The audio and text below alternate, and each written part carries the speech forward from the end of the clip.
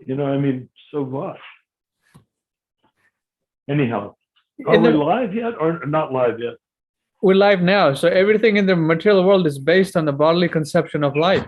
And then to present this philosophy of Krishna consciousness, that you are a spirit soul and you've always been a spirit soul, and the body is temporary. Regardless of species. Yeah, regardless of species. Exactly. I like Mohit might have been a demigod. Yeah. Who knows?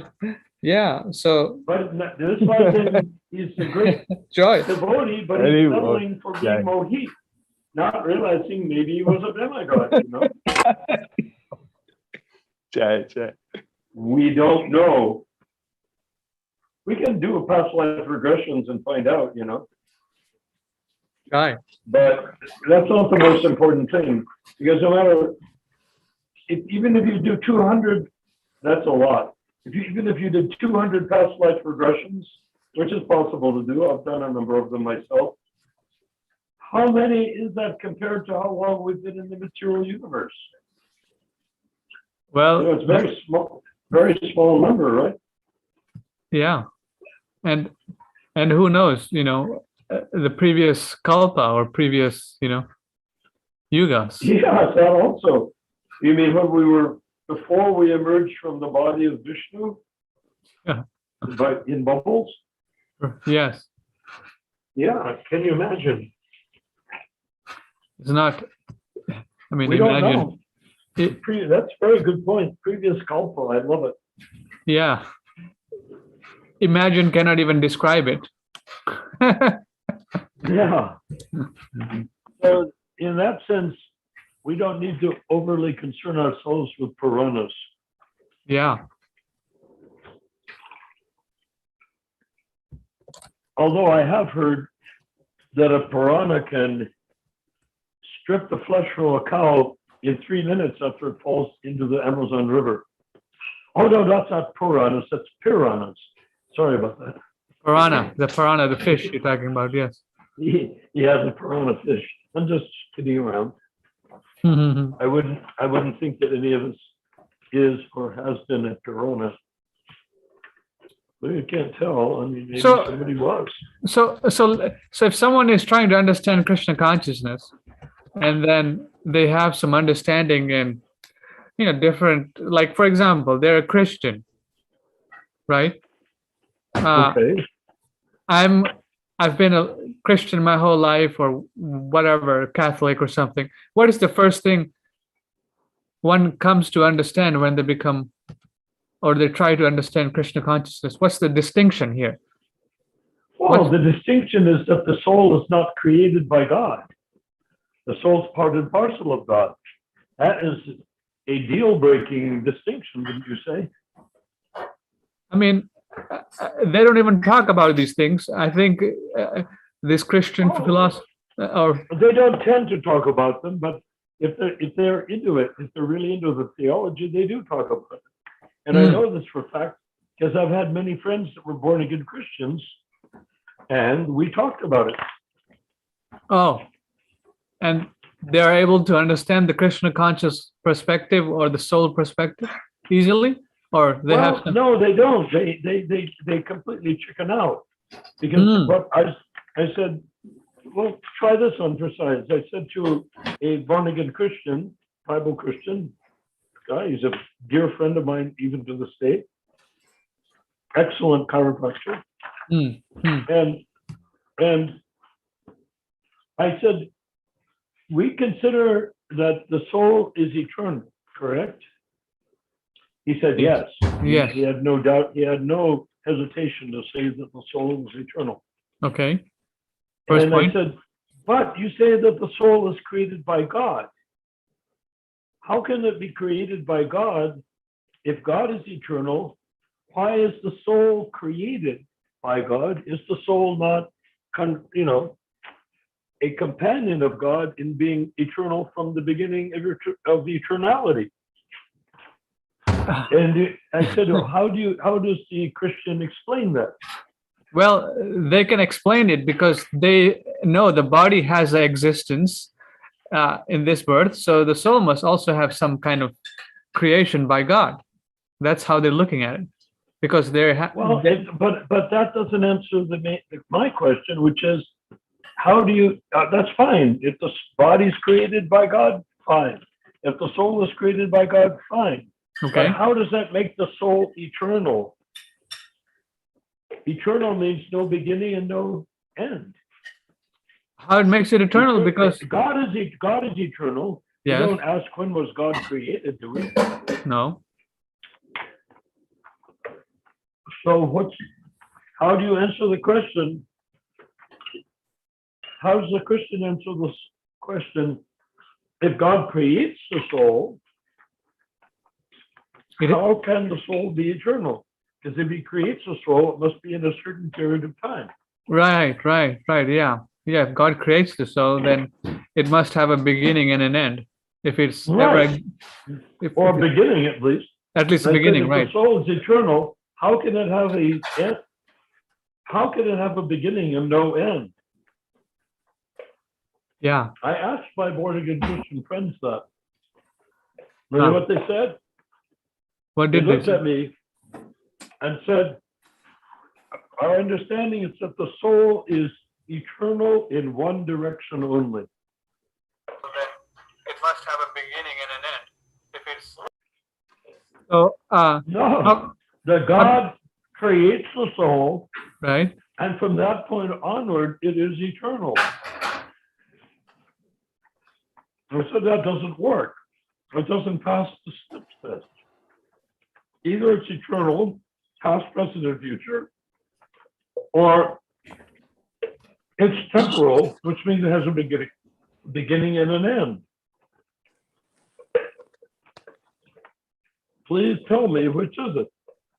But they have no answer. Okay, I'm talking to people that teach theology in Christian schools.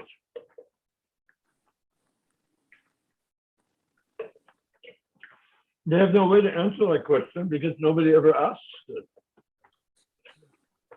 The soul is always. They're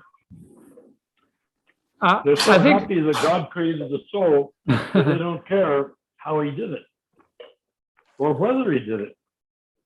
So the Krishna conscious answer that the soul is created by God. No, soul is not created by God. It is always existing, part and parcel of God. Yeah, infinitesimal. And we say the word that we use to describe that is a Chinta Veda Veda Tattva. Simultaneously and inconceivably, the soul is one and different from God. Prabhupada said, and anyone can say the same thing, that if you're part and parcel of God, are you Krishna? And what is the answer to that? Minute part and parcel of Krishna. Yes. Yeah. So if you're part and parcel of someone, are you not that person?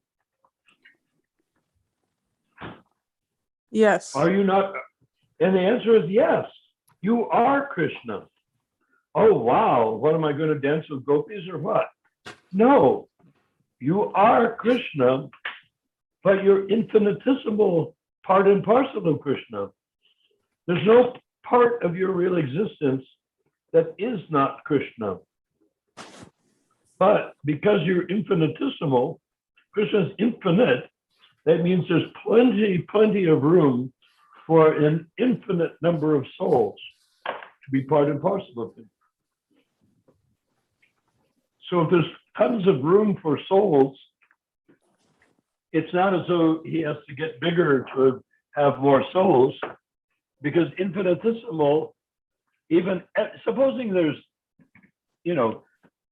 a huge quantum gazillion of souls, there are actually immeasurable number of souls in Krishna's body or in Krishna's existence.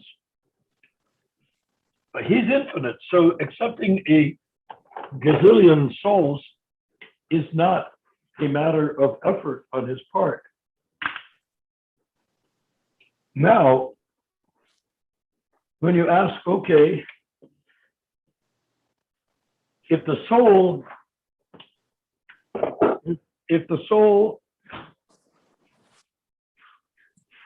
how many souls can be parts and parcels of Krishna before he gets filled up to the brim?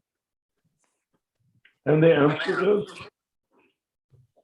since the soul is non-dimensional, it can. I gave the example last night of being like the point, where you make a point with a pencil, look at it with an electron microscope, it looks like a football field.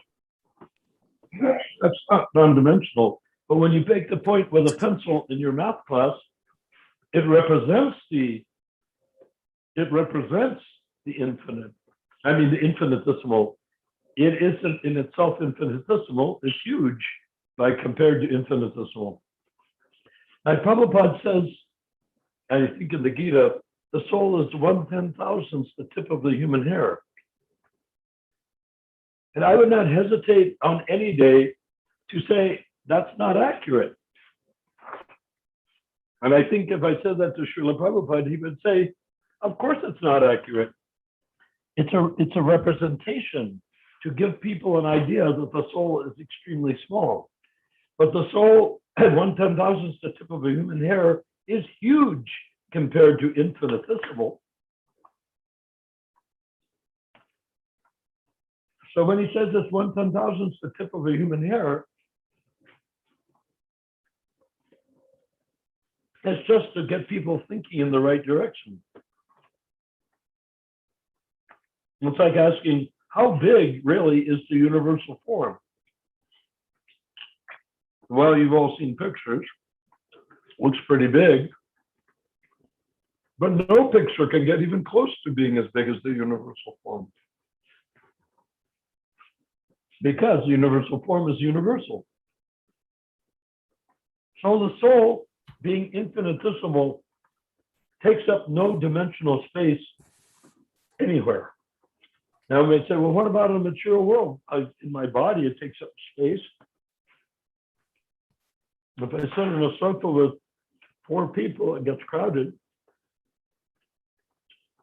Yeah, because your body is in the 3-dimensional world in which infinitesimal does not exist. But you are infinitesimal, and you're not your body. Right. All right. So here's what Prabhupada has to say about this point here. Oh, good. This is a philosophical discussion, just like we're having here in our iṣṭa-goṣṭhī. And Hayagriva was having the same philosophical discussion with Srila Prabhupada. And this was with regarding Thomas Aquinas. This is a tape. So Hayagriva Prabhu says, so again, we see the Christian conception that God created the soul out of nothing. So let's read it. So again, we see the Christian conception that God created the soul out of nothing. Srila Prabhupada says, no, the soul is created and actually not created. Prabhupada is saying here, no, actually the soul is not created. Soul is existing along with God, just like the sparks of fire is existing with the fire. But the difference between the two fire is that the sparks may be separated from the big fire, and when it is separated, it loses its illumination. Similarly, an individual soul is already there, the master is there, and the servants are there eternally. Just like the body is there, the parts of the body are also there. We cannot say that the parts of the body is separately created. As soon as the body is there, the fingers of the body are there, the other limbs and parts of the body are there, all there. The soul is never created or never dead. In the Bhagavad Gita, it is explained in the Bhagavad Gita, na jayate va mrite va. The soul has neither creation nor death. It appears because the soul has accepted this material body. With the end of this material body, it appears that somebody is dead, but he is not dead. He simply transfers from this body to another body. And when he is liberated, then he hasn't got to accept any more material body. then in his original spiritual body, he goes back to home, back to Godhead. So actually the soul is never created. It is always existing with God. And this is nice, that if it is accepted, let's read again. It is always existing with God. And this is nice, that if it is accepted, the soul is created. Then God is also supreme soul. The question may be raised that he is also created. So I don't understand what Prabhupada is saying. Can someone explain here? It is saying the same. He's saying the same thing. It is always existing with God, and this is nice, that if it is accepted that the soul is created, then God is also supreme soul. The question may be raised, he is also created. So he's saying that if we say the soul is created, that means God is also created, right? It's that is definitely an argument, yes. Yes, that is what so then Prabhupada goes to say, the Christian takes the point of view that God is not created, but he can create an eternal soul that is as eternal as he is, but in one direction only. You're right. So then Prabhupada says, so that is not the fact. God is eternal. His part and parcels are also eternal. The only difference is that God never accepts this material body, but the individual soul, being small particle, it may be sometimes he succumbs by the material energy. Wow. Just look at Prabhupada's purport. What ISKCON Guru can explain it like this?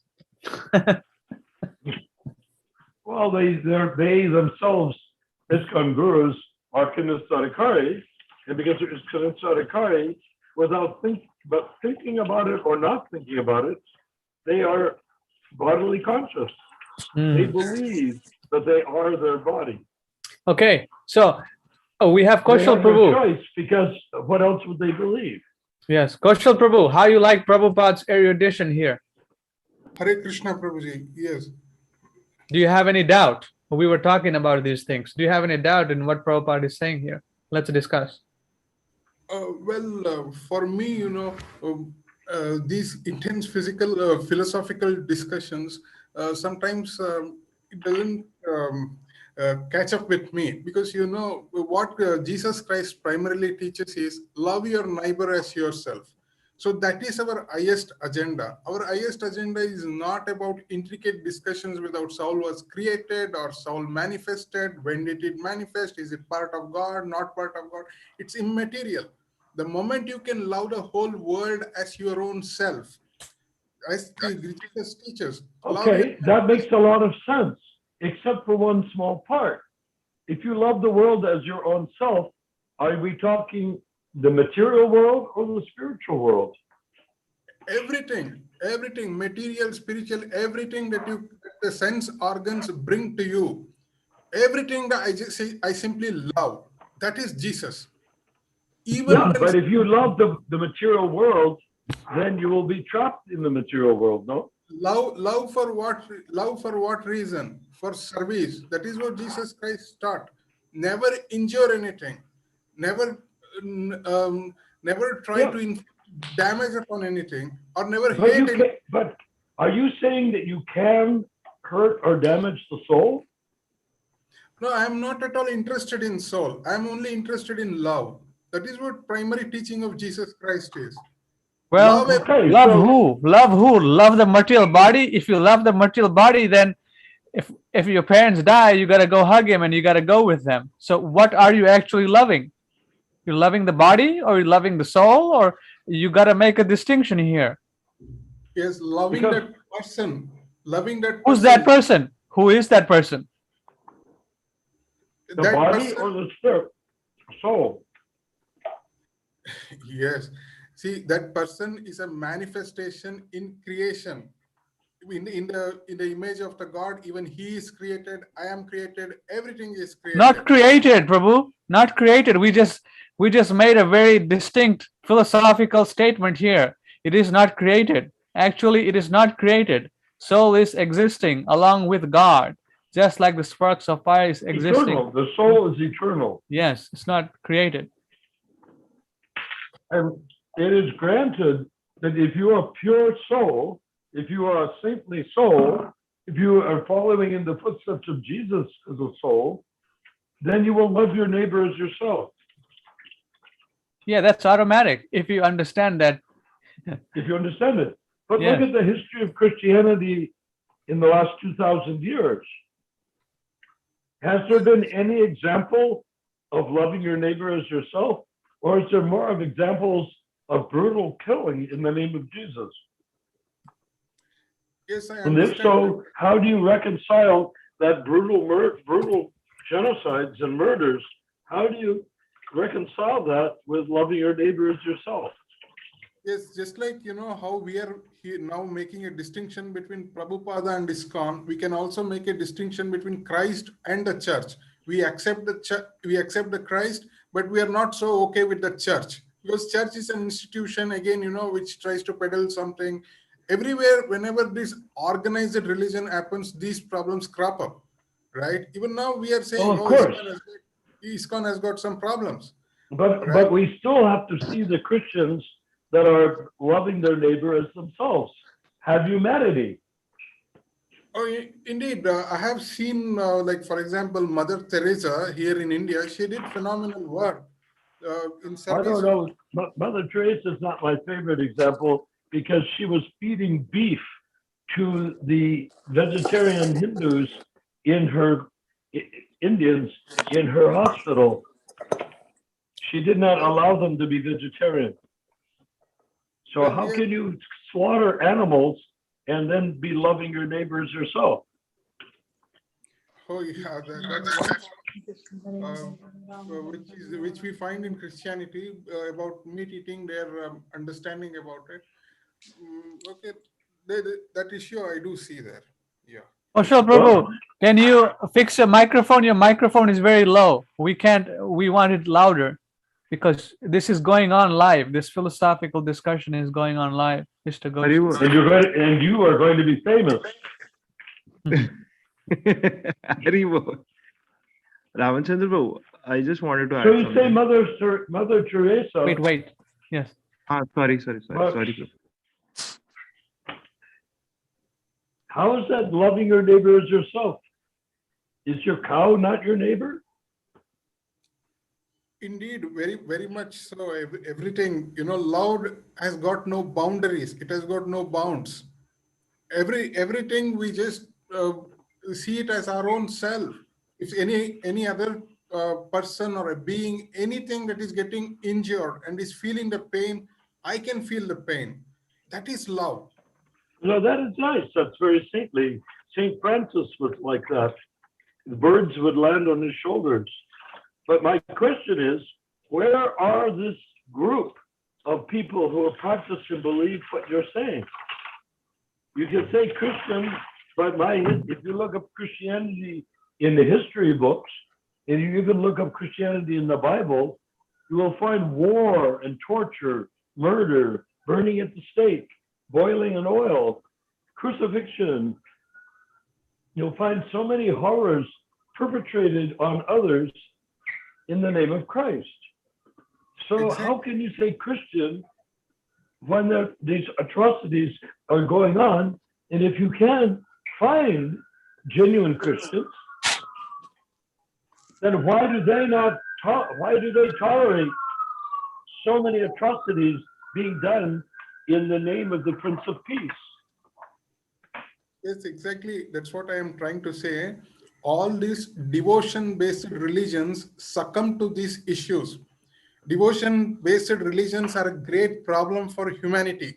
Be it Islam. Islam has devotion for Allah, and they get indoctrinated in a certain way, and they think anything beyond Allah is a problem. And same with Jesus Christ. They think anything beyond Jesus, they find it a problem. See what? Well, I hate to say it, but wouldn't you have to agree that that is a failed philosophy? If the teaching is there and people cannot follow it, and I agree, Jews, Islam, Christians, Hindus, they cannot follow it. So let me ask, how is it genuine if it cannot be followed except by Mother Teresa, who then eats beef. No, well, you know why I'm saying this is not just about Mother Teresa. Well, then give the example. Show me where there's a group of Christians practicing what you consider to be the teaching of Christ. Where are they? I agree that as an individual you can say this, but I'm asking, where is that body of Christians? After 2,000 years, there must be some Christians. I mean, it's not hard to find ISKCON devotees that follow the 4 regulated principles, which means they are not killing animals. Right. And for all the mistakes that are being made by not fully accepting or even changing the teachings of Srila Prabhupada, still they are far more peaceful and far more, saintly and Saintly. loving of their neighbor. Yeah. They love their neighbor far more than any Christians I've ever run across. That's what I was raised in Christianity largely, Yes, Prabhuji. and I found nice Christians. There's no doubt about it. They're very nice Christians, but I never met anyone that was loving their neighbors themselves at all. Well, Prabhuji, that is what I'm trying to say. It takes a saint to love your neighbor. To love your neighbor as yourself means you have to be saintly. And I'd like to ask, and I'm asking and have asked, where in your experience is that group of people that you would consider to be exemplary Christian? Ideal Christian, yeah, I can understand. But where do you find the group that is practicing ideal Christianity? Yes, Kaushal Prabhu, that question is to you. Can you give an example or point to a personality? You can point to Jesus Christ, but then... even more so, how about a group of people? How about a group of people, right? I don't think he knows a group, or he can point to Jesus Christ, but we're talking about... Who is it that is talking about Christ? Well, okay. See, even in the Christian fold also, we do see nuns, women folk who have renounced the world and they have just taken up Jesus' name and have renounced everything in the material world. They have come out of their marital lives. They have completely dedicating their lives in service of humanity. That is where is this? Yes, he's talking about the Christian nuns. Yes, nuns? I see a plethora of them in India who are serving people at hospitals, at educational institutions. In fact, I was myself, in a school which was run by nuns who had renounced everything in this material world. We all succumb to, I want to get married, I want to get this, I want to get that. No, they say, no, I don't want anything. I simply want to love Jesus. And Jesus has asked us to serve humanity. And here we are, a fantastic school. Okay, so they loved others. Did they also love cows? Wait a second, I'll come to that. Not just one school. In fact, Indian education system received a huge revamp because of these people. These people sacrifice, we cannot let it go. We'll honor them. Oh, that's a great work from you. Thank you. We'll honor them. But do they kill animals? Through the Indian system was... Do these nuns pack a vegetarian? Do they offer their food to God, or do they kill animals? Well, yes. See, every system has got its own ills. Unfortunately, in Christianity, we do not have the concept of vegetarianism, and the followers also do not have. They do have it. You're saying they do have it, but they don't want to follow. They don't want to follow. How can you say they don't have it? And on top of that, we have the question of let's see. We have the question that there's nothing in the theology or in the Bible that's expressly, at least the Bible as people accept it, certainly not the Catholic Bible, where the nuns are, but expressly says, do not kill The Ten Commandments says, thou shalt not kill. The Christian says, no, we can kill. What the Ten Commandments says is, thou shalt not murder, meaning a human being. But where is the example of Christians that are living the life of a pure Vaishnava? In other words, not causing ahimsa, causing no harm to anybody. Where is this where is this saintly Christian? Doesn't exist. Yeah, I've talked to many Christians at my work. It doesn't exist. I mean, at least I've not seen them. But I they exist. You Maybe exist. they do exist. Maybe we haven't seen them. But we're asking Prabhu here, where are they? Yeah, or Let us point out the group. I gave the example. These nuns who are serving the world, their service has to be recognized and appreciated. Also, Prabhu, the But Indian. do they kill animals while they're following what they consider to be the word? Yes, they have this problem. We understand they are not vegetarians. Well, we understand that, but that's okay. So they are. So don't you agree that killing animals is murder? It says in the Bible, the Ten Commandments, thou shalt not kill. But on top of it, the Christians don't care. Oh, thou shalt not kill means don't kill people. And now I suppose you're not supposed to kill dogs, but thou shalt not kill means don't kill people. Well, why? Prabhupada brought that point up many times. It doesn't say thou shalt not murder, it says thou shalt not kill. So the Ten Commandments commanded the children of Israel to not kill. But you're saying there are examples of these same people who kill, and you consider them to be pure saints, following Jesus. Well, Jesus, as far as I know, was following Hillel, and Hillel was a vegetarian. And he also preached, if you look at the Gospels of Hillel and the Gospels of Jesus, basically they're identical. So essentially, Jesus was a disciple of Hillel, and Hillel was a saintly man, vegetarian. So how is it possible? And his Gospels are identical. Now, the golden rule, what they say, do unto others what you would have not have, but you would, as you would do unto others as you would have them do unto you, is the Christian or Catholic Church golden rule. But Hillel's golden rule was more profound by far. Do not do unto others that which you would not have them do unto you. In other words, don't create karma.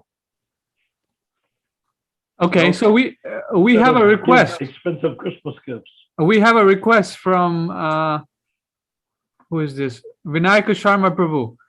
He's saying, he's typing in the chat, can we have a separate call to cater solely the discussions of Kaushal Prabhu? It is very uncommon.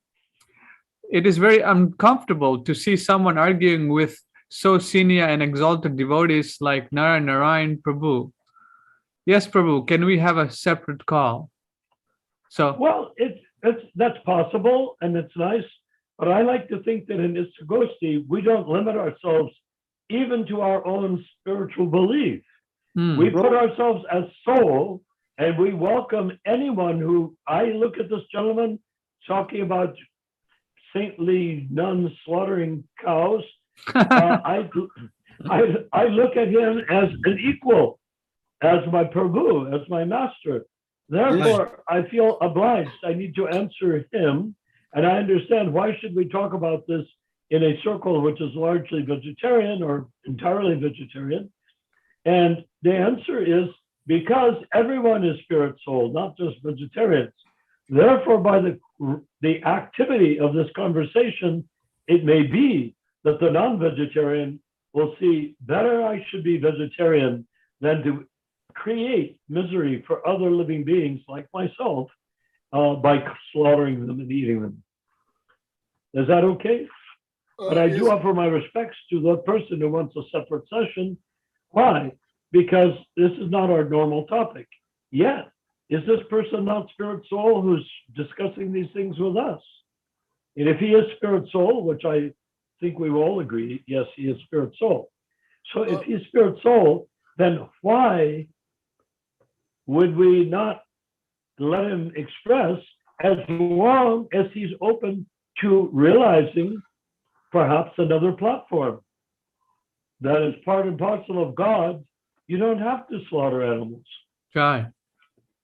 Bro, I have one question. Just one question to Kaushal Prabhu. Yes, yes. For any offenses to you, Prabhu, in advance, please.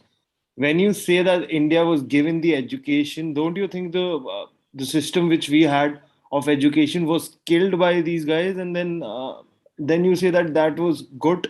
Nuns brought it.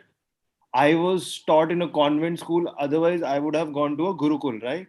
So the Gurukul system was the superb system which India had, right? Kaushal Prabhu, are you there? Hello. yeah. Listening, Prabhu, So listening. it was a superb, which was done by acharyas and all, and that was killed. And we had to go to convents and then study like Westerners, right? Most Yes, of them are Westerners. No offenses against them.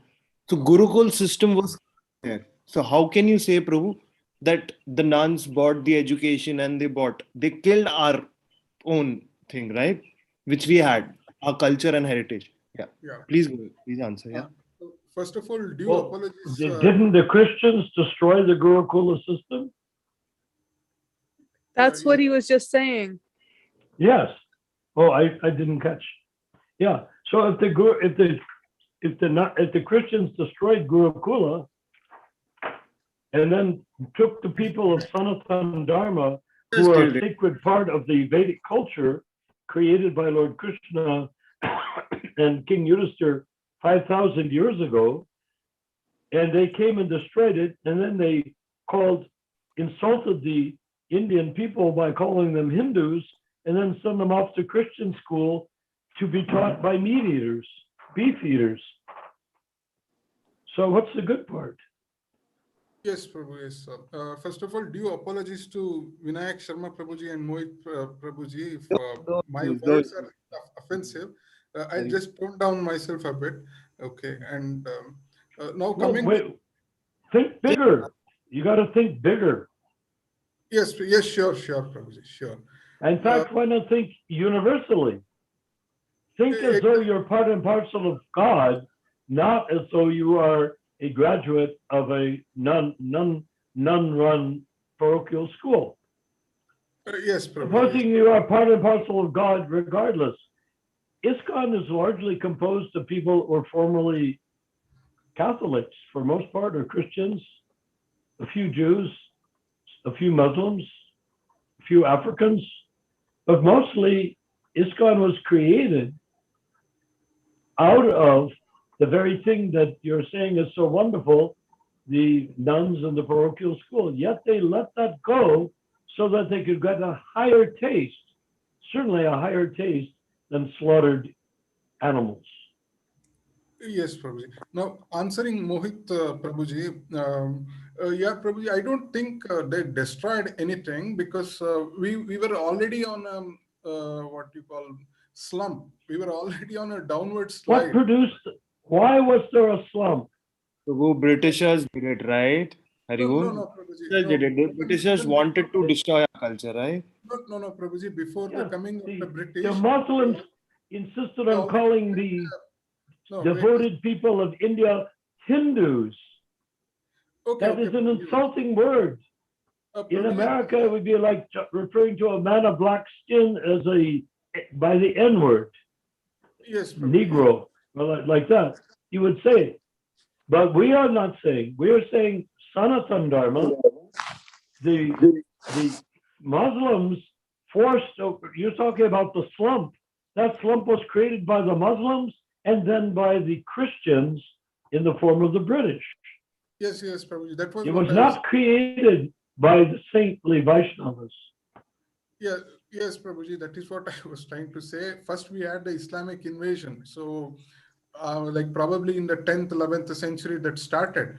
And British invasion happened only in the 17th century, right? If I'm not wrong. So, In which India century? has 17th. The British were here for about 300 years, I think. Yes, yes. These Christian Missionaries. yes, they came in the only latter part. So we cannot blame them The for. the latter should have part of fixed it. what? What the latter part of what? Look, we are 5,000 years ago was Dwarpa Yuga. King Yudhisthira announced that Krishna is the most the honored person, and from that the Vedic culture descended, gradually disintegrating because of the effect of Kali Yuga. So that Kali Yuga effect had 5,000 years to destroy everything Indian. That doesn't make the British better. It just means the British were the latest parasite. And before that, the Muslims were the parasite. Exactly. But they were Point. only able to be parasite because the Bharat Farsa, Maharaj Bharat, he could not tolerate to see his standard destroyed by Muslims and then by British.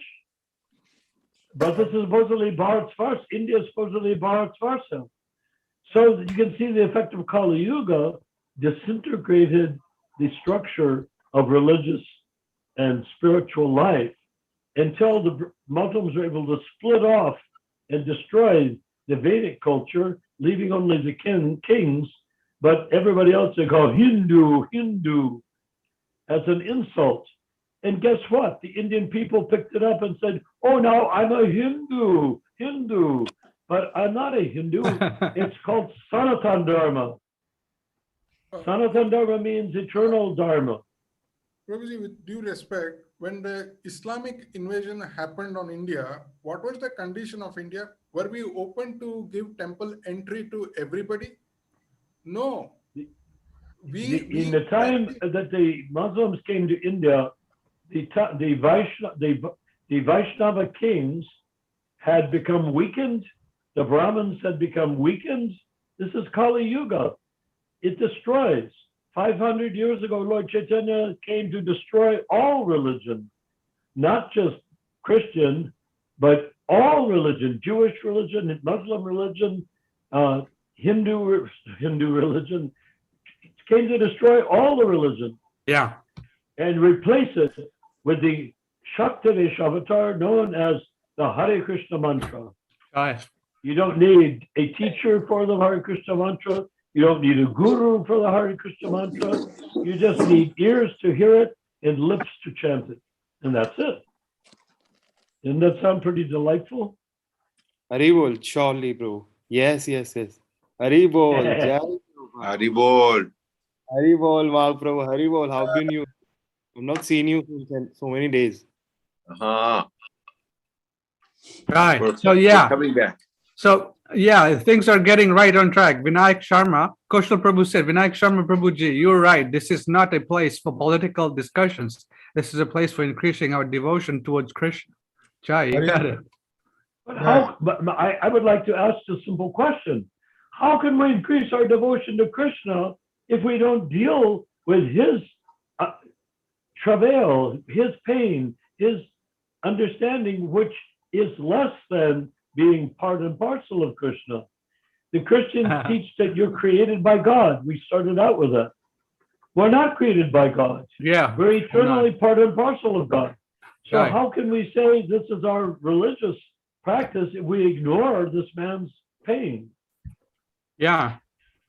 And pain indeed it is. Which man's pain? Oh, the man that came on before. No, no, it's everyone's pain who thinks the soul is created. Not Yeah, one man's. Beautiful. Yes. Everyone's pain who thinks the soul is created. Yes. Yes. So we want to uplift those who are trapped by the poisons in religion. And we want to uplift those who mistakenly refer to them for some time now as Hindus and remind them that by nature they are Sanatan Dharma. They are holy people in the Vaishnava tradition, coming from the Vaishnava kings like Yudhisthira down to the present moment. Oh, sure, they fell by the wayside. And look what happened. Everything got taken over by British and Muslims. And then we say that's good. And nuns instead of gurukulis. Nun Gurukula. Gurukuli. What do they call it? You say, where is the gurukulas? Oh, there are none. None. Yeah. Exactly. They are nuns. None. Nuns. Yeah. Nuns. Okay. I think we're getting a little too political now. Okay. So, But we're back- aiming at back. the fact that Aham Brahmasmi means I am part and parcel of God. Yes. I've spoken with high-ranking Christians that teach and write books on how to educate children in Christianity. And I ask them that question, if the soul is eternal, how can the soul be eternal and created by God at the same time? And their best answer was eternal in one direction only. So if you ask a nun that in a Catholic school, what will they say? They have to say eternal in one direction only. And then I say, if I'm a student, excuse me, Your Holiness, Madam Nun, if that's your opinion, then you're not qualified to teach school. Yeah. Because if you can't teach, at least you'll teach algebra or geometry or algebra or trigonometry, because if you do, you're not going to be able to say eternal in one direction only. They'll laugh you out of the school. What if you go to a math class and they start talking about eternity? And then you raise your hand and say, eternal in one direction only. The teacher says, can you please explain? No. It's a matter of faith. Let's go to the Krishna Katha, please, guys. Haribo, please. Ramachandra Prabhu. Well, let's No, this is strategically being done for people who are Christians and people who have an improper understanding that the soul is created by God. This is what we're hitting the hammer on. Okay. Yeah.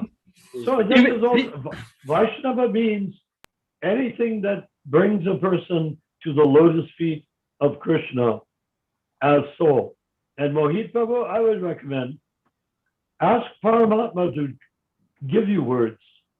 Don't worry about what's in your brain, what's in your heart, what's in your body, or what's in your history or your ancestry. I invite you, go to Paramatma and then deal with the issues there, and you'll find great compassion for those who do not yet understand Krishna consciousness. I wish this comes one day. Thank you very much for your blessings, Prabhu. Do you like that? Yeah, of You will course. come. You're in the Hare process. Krishna. Haribol, Mark Cuban, Prabhu. Hare Krishna. Mahaprabhu. Wow. What is his initiated name? Mahaprabhu Acharya something. Mahaprabhu Shravanam Acharya. Acharya Das. Haribol. Such a big name, Prabhu. Such Thanks a to big Narayana. Mahaprabhu Because Shravan he says- Acharya Das. That's He- it. Change my name. He teaches, Okay. well, it's added At to least it. Mahaprabhu. Mahaprabhu is your name based on Mark Mahaprabhu. But Acharya, but Shravanam Acharya comes from your occupation, which Shravana means hearing. Acharya means teacher of hearing. You're enabling people to hear by your profession. That's a Brahminical, that's actually a Brahminical task. Hare Krishna, I am a Das. I am a servant. Jai. Everyone. Amen. Well, Hare Krishna. if you actually ever meet someone who actually is a genuine Acharya and ask him, what are you? He will say, Das, I am your servant. That's what he will Absolutely. say. Yeah. So we have to understand we start and we begin and we end as servant. not as master. Hare Krishna to that. Yeah. We are So servants. if you go to any temple, ISKCON or any other temple where somebody claims to be a master, you can say to him, "Excuse me, sir, are you not a jiva? Part and parcel of God? Are you not a jiva tattva?" "Yes, my son." "And does that mean that you are a servant, not master?" "How can you be master if you're jiva?" Master means Krishna. You So have are to you be a Krishna? servant. Yeah, das means servant. Hare Krishna. Master means God. I have a question. Yes, Mahaprabhu. Question away. Okay, this past week has been high holy days for the Jewish community. They had Rosh Hashanah, which was the new year for them. And I believe it's every day is a new year for us when we chant Hare Krishna. But they also have Yom Kippur, which is the Day of Atonement. My question is, do we need to atone for our wrongdoings to Krishna? Of course, How do we do that? by chanting Hare Krishna. And that When you will chant Hare atone. Krishna, you reunite with Krishna. And when you go out and kill and maim and enjoy your senses and get drunk, you create sins in the presence of Krishna. Correct. So our atonement is following the regulated principles every day, not just on one day. Forgetful of Krishna. Which are? Because you're forgetful of Krishna, all the rest is coming. Once you remember Krishna, then you won't have any tendency to break any principles. Because you're forgetful, that is why all these things are coming. He's asking, what are the regulative principles? Of the Kinestadakari. Thank you, Rupa. Rupa, why not reveal these things? No meat, fish, or eggs. No illicit sex.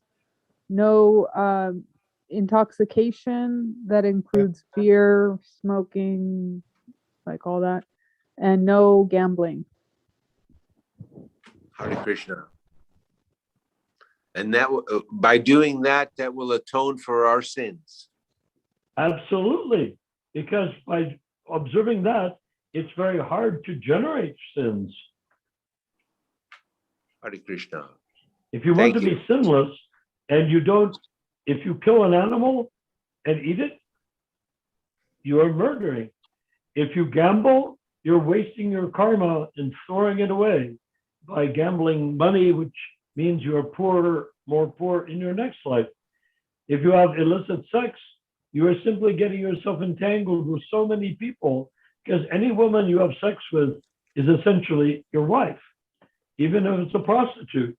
So if you have sex with a prostitute, now you have sex with a woman who is your wife, but you cannot even marry because she's in business to be having sex, you know? And so gambling, meat eating, Intoxication. intoxication, yeah. If you are intoxicated, how can you have clarity of mind? We take intoxication to the degree we don't eat onions and garlic. Why? Because they cloud the mind. Hare Krishna. Haribol, I Yeah. think karmas can't be destroyed, your bad karmas can't be destroyed, but by chanting, there's an accident which is written, right? The big accident is written, you'll just feel a pinch of pin on your body if you're chanting. That will lower down. I didn't understand. What do you feel? So when Mahaprabhu told us, right, that can those bad karmas get off, or they can be closed? They can't be closed, but what I have read is like if you chant, Krishna will lower your pain, right? If there's a Not big accident, necessarily. Lower. please Yeah. elaborate on this. It Yeah. depends on your purpose and your sincerity, right? Yeah. So even with even if we chant, we still experience pain. A bit. He'll lower your pain. Material pain. That's you guys are talking on the material platform. There's no Yeah. Yeah. But if Your you body. have pain, if you have Right, material pain and you're an initiated devotee and you're taking nothing but prasadam, and you're associating with devotees and you're bathing and you're doing everything according to Prabhupada's standard for the Kanistha Adhikaris in ISKCON, if you do all of those things, you can say that any pain you get is minimalized. exactly. Yeah. In other words, if you stubbed your foot, you might have broken it before you were a devotee. You see, it's less. It's less. And because the Prabhupada describes karma is like a electric fan on a stand, you know? You have an electric fan standing there. It's blowing and you can feel the air coming out of the fan, right? However, if you pull out the plug, and that's what happens when you become a Kanistha Adhikari, when you become a member of ISKCON, you pull out the plug. And when you pull out the plug, the fan gradually slows down. Now you pull it out and then you put your hand in front of the fan. You said, I don't get it. It's still blowing. It's still turning. I still feel the blowing of the cold air. Okay, come back in 10 minutes. Well, it seems less. Come back in an hour. Oh, it seems it stopped. So that's what happens with our karma. And that's why we follow the regulator principles. Hare Krishna. Thank you. Yeah. Hari Bol, Krishna will burn. Hare Bol. It's actually very easy. When you actually accept the rules and regulations of being a ISKCON member, or disciple of Prabhupada, which is the same thing, anyone who joins ISKCON is a disciple of Prabhupada because ISKCON is his body, he said. Therefore, you join his body. It's not different than him. Spiritual. Okay. So if you do that, then you get the amazing benefit that you cannot get anywhere else doing anything else. Even if you go to Tibet and join the Dalai Lama, you go here, you go there, you go to this cult or that cult, you go to this yogi, that yogi, this fantastic inventor of crazy ideas or that other one. No matter where you go, you will not get the benefit that you get from becoming a Kanistha Adhikari. And gradually, it's like standing in the shower covered with mud. You stand in the shower covered with mud. If you step outside the shower, you say, well, there's less mud, but I still feel covered with mud. Well, get back in the shower. And you stay in the shower and stay in the shower, and then eventually you will have no more mud on your body. Ooh. Does that make sense? We have some questions from devotees online on Facebook, on YouTube. So go ahead. May I, Prabhu? Yes, go ahead. So Prabhu, one thing I wanted to ask, like in previous Istagosthis, like Narnaran Prabhu was discussing about Kanishta Adhikaris and Madhyama and Uttama Adhikaris. So my question is that there are certain symptoms of Madhyama and Uttama Adhikari as described in Sri Chaitanya Charitamrita. So if we find those symptoms in devotees of ISKCON, then can we consider them as Madhyama or Uttama Adhikari? Depends on which symptoms you're talking about. Can you describe the symptoms of the Madhyama Adhikari in Chaitanya Charitamrita? So the Madhyama Adhikari is a devotee who is firmly fixed in full faith in Krishna consciousness, and he is a preacher. So he may not be a very good, well-versed in Shastras, but he can convince anybody about Krishna consciousness, and his faith is unflinching. But I have met many Kanistha Adhikaris that can do the same thing. How do you tell them apart? So when I first joined ISKCON movement, I was guided by Tamal Krishna, by Vishnu John. Vishnu John had joined 6 months before I did. Took initiation 6 months before I did.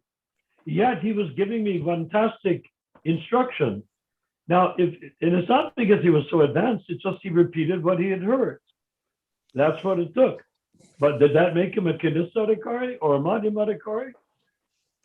He was, a Kanisadikari should be able to do exactly what you describe a Madhyamadikari can do. The difference is what? What is the difference? The faith. Yeah, the thing, the faith? Did you say faith? Shraddha? Yeah, the difference. Okay, so then give me your means of your empirical method for measuring faith in another person. No, I'm asking because you were asking, so I'm just asking, is it faith or something else? So Haribol is asking The Madhyamadikari is the person ready to leave the bodily conception of life altogether. That's the simple explanation.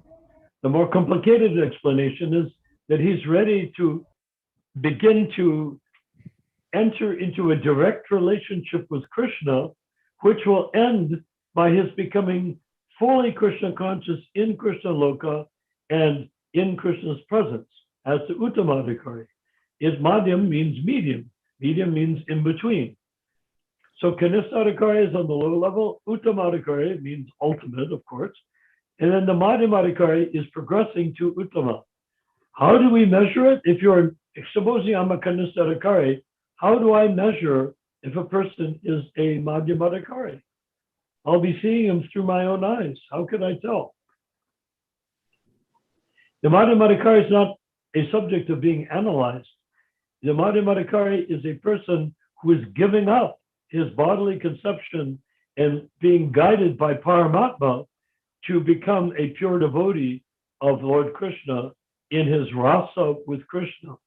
And it begins with little baby steps, but as it progresses, it becomes big until finally it's 100%. And when it's 100%, he becomes like Prabhupada, an Uttama Adhikari. But such Uttama Adhikaris don't grow on trees. There's a question regarding Srila Prabhupada.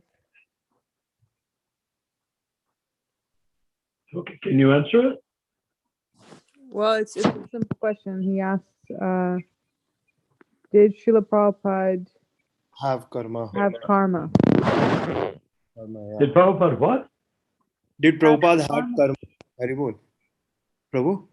Yes. Did Prabhupada have karma? Yes, exactly. There's a devotee who's asked a question online. Okay, Rupa Manjari, why don't you answer it? Haribol. No, Jai. I would not think so.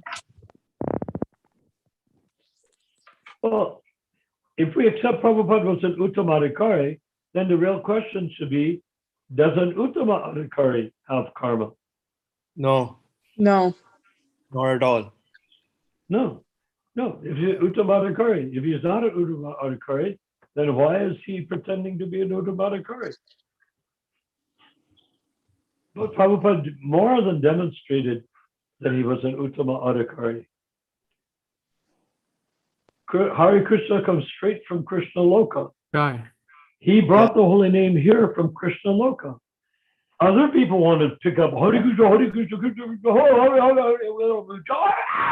like that. They want to have kirtans like that. But that's because they're peasants.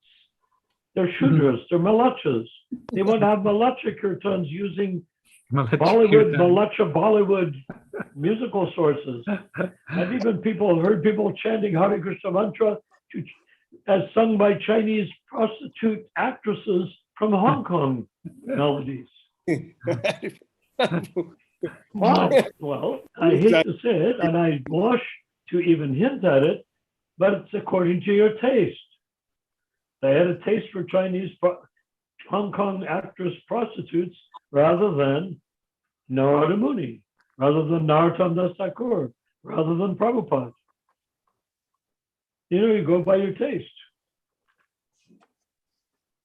Okay, so we have some more questions here.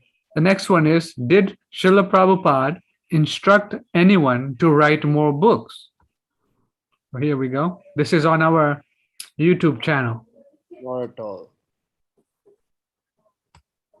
He didn't discourage people from writing books, but certainly not books to add to his group of books. His group of books is completely perfect and complete. And if people write books like oh, what was his name? The guy from Buffalo. I forgot his name. But anyhow, he translated from Bengali all of the writings of the Goswamis. Well, did they catch on? Or they taught in class? No. But it was an interesting thing to do. Did he do it accurately? Who knows? I don't speak Bengali. And Prabhupada never commented. So he did. But that doesn't mean that's our job. If you mean, are there going to be seminal books created for our Sampradaya after Prabhupada? My question would be, what for? You have Isa-Upanishad, you have Srimad Bhagavad Gita, you have Srimad Bhagavatam, and the Chaitanya Charitamrita. Do you need anything else? Do you really need the Mahabharata? Do you really need the Ramayana? If you do, what for? If your goal is to go back to Godhead, it's self-explanatory. Prabhupada's books are all self-explanatory. You don't need a teacher. You just need eyeballs and an ability to read. Okay, we got some more questions now. I'm keeping it snap. Wait, is that person satisfied with the answer? Well, they'll have to reply to this. If you're in the chat still, in the YouTube chat, please reply or join the WhatsApp group, and then you can tell us, or you can be part of the live discussion. But we don't want to give answers and then not say, okay, that's his opinion. We want people to give answers when people say, aha, that's fantastic, I like it. Jai. That sounds like the truth. Jai. So keep going. So next question is by Prashadam on our YouTube right here. Spiritual achievement Yes. dependent on Is spiritual advancement dependent on spiritual? No, is spiritual achievements dependent on spiritual advancement? What's the difference between two? So I said not necessarily to the question that is spiritual achievements dependent on spiritual advancement? Well, that's sort of a tricky question, isn't it? If a person has no spiritual advancement, he can gradually achieve spiritual achievements that will give him spiritual advancement. Or a person can be spiritually advanced but have no spiritual achievements, in the sense material achievements, like Gaur Kishore Das Babaji. Oh, wait, was he talking about material or spiritual achievements? Oh, sorry, he's talking about spiritual achievements. Yes, he's talking about both spiritual achievements dependent on spiritual advancement. Haribol, there's a point to discuss. Now, there. Can a person be spiritually advanced without making a big show of achievements? Yes, that's what I meant. Sorry. Yes, that's the. Yeah, but that's we see part of there's so many examples of saintly people that don't make a show at all of their advancement. Yes. If you want to find them and you ask them, they may not even want to tell you. Bro, but if you have a direct, blessings from God, right? Some people have direct blessings from God. Hare Krishna, bro. Yes, go ahead. Repeat. Mohit Prabhu. Slowly. Sorry. Yeah, it's some people have direct kripa from Lord Krishna, right? So then why is spiritual achievements a big thing or advancement, right? If they have a direct kripa from God, right? In certain cases which we see in Bhagavatam, right? Some people got direct, direct realization or like darshan. Yes. Direct blessings, right? Oh, at the time of Lord Chaitanya, he was surrounded by his companions and residents that he knows as Krishna and Radha and Krishna know all of Rupa Goswami, Jiva Goswami, all of them. He knows them from the spiritual sky. But it's not that they all were outdoing each other. They were all doing whatever it worked for the mission of Lord Chaitanya and helped Lord Chaitanya bring his mission out where he could defeat religions, including Hinduism and Christianity and Judaism and Islam, defeat all religion and replace it with the jewel, the crown jewel, called the holy name. So I'd like to say something. you can't, if you want to know if a person's behavior is a measure of their spiritual advancement, well, it isn't. You don't know what their behavior is, and you don't know what their advancement is. Like Haridas Thakur was a quiet little Muslim guy that was chanting incessantly on his japa beats and refused to come within 3 kilometers of the Jagannath temple because he didn't feel worthy. But then if you examine who is Haridas, he is Brahma, 4-headed Brahma, the creator of this whole universe. So boy, did you misunderstand that guy when you say, oh, he's a little shriveled up Muslim guy. That's a big misunderstanding considering that he's Brahma. But he took that role in order to set an example of a sort and to also relish the holy name by chanting it incessantly, which he might not have time to do as the head of the whole universe. So this was for him a spiritual vacation. Mahaprabhu wanted to say something. So, yes. Mahaprabhu, your turn. Thank you, Ramachandra Singh. Jai. I'd like to say that the way I look at it, and maybe to answer the individual's question, correct me if I'm wrong, but I think achievement is transformational. Advancement is transcendental. Is that correct? It's a very nice distinction. Can you repeat again one more time, Mahaprabhu? Sure. Achievement, to achieve something, is transformational because you are transforming. Advancement is transcendental because you're going beyond, over and beyond. Does that make sense? That's one of the most profound things I've heard this kalpa.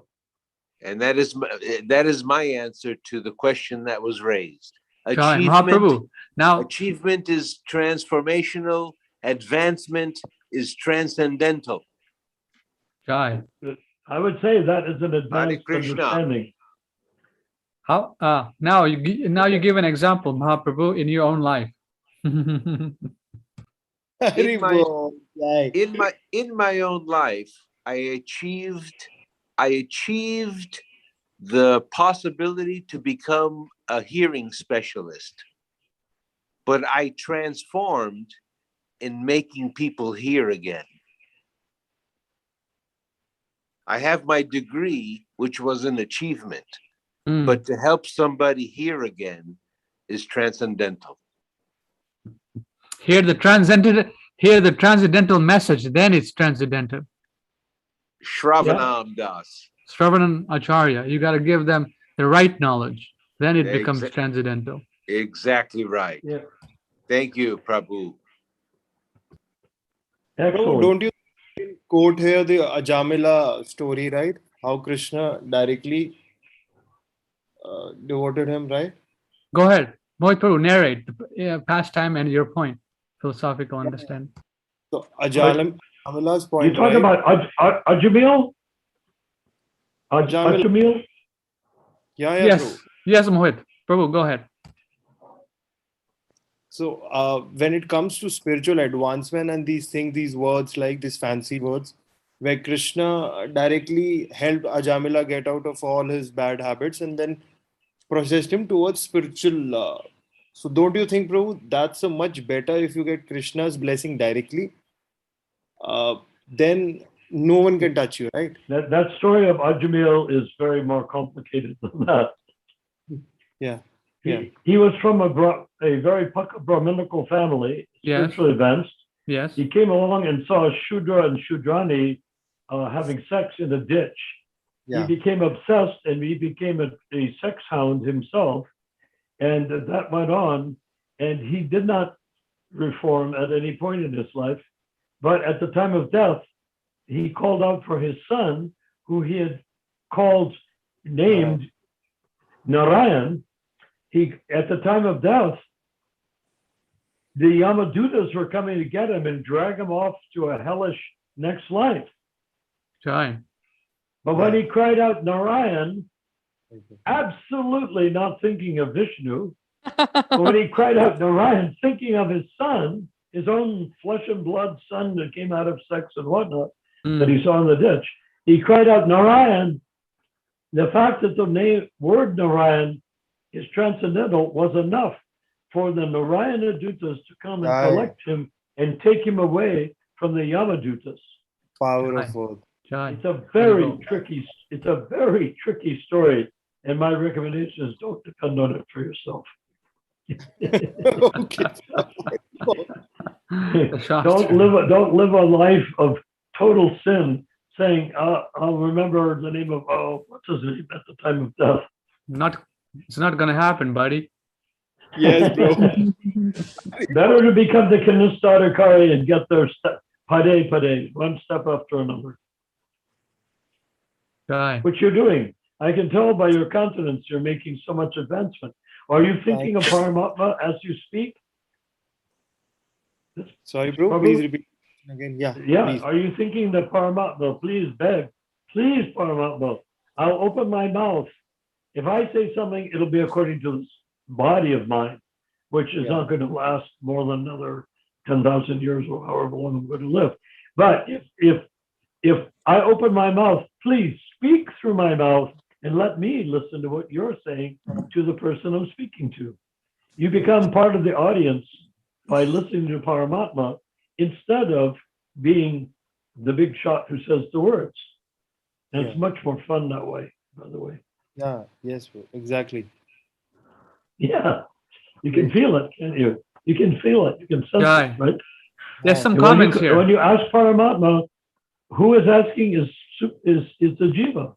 So when Jiva asks Paramatma, the Jiva suddenly is relieved of his chains, being chained to action and reaction. The minute you say, please Paramatma, act in my behalf, speak for me, then you can say, calm down and say, okay, what do? I get to listen to Paramatma speaking and everyone thinks it's me. Does it get any more wonderful than that? Yeah. Public, crystal clear.